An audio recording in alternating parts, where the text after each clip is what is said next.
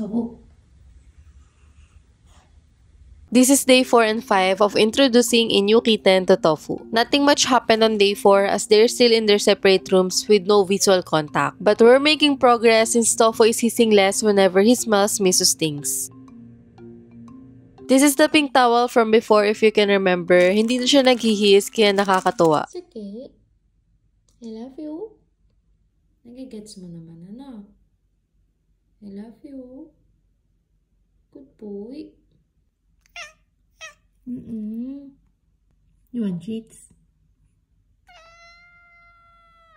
Tapos ito naman si Misu, nagulat ako, nakakakyat na siya sa taas pero hindi yun marunong bumaba.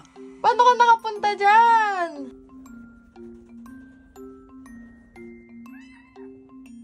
By day 5, I felt like both were calmer so I tried room swapping. First, I let Tofu explore the bedroom where Misu had been staying, tapos si Kita naman sa living room. At this point, wala pa ring direct meet-up. Ang ginawa ko lang, pinagpalit ko lang talaga sila ng room para masanay sila sa amoy ng isa't isa pero hindi pa talaga sila nagkikita.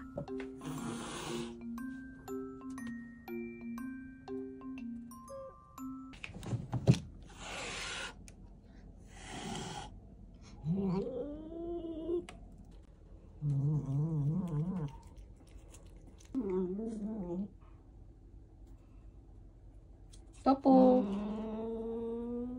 It's okay.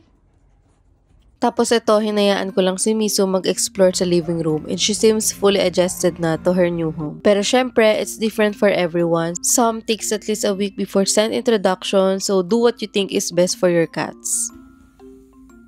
Oh, nag-explore siya, oh.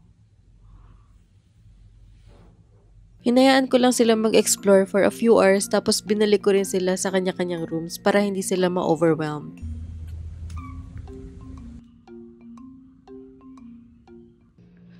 Actually, hinigaan ni Tofu yung towel ni Misu dyan. Ayun yung towel niya.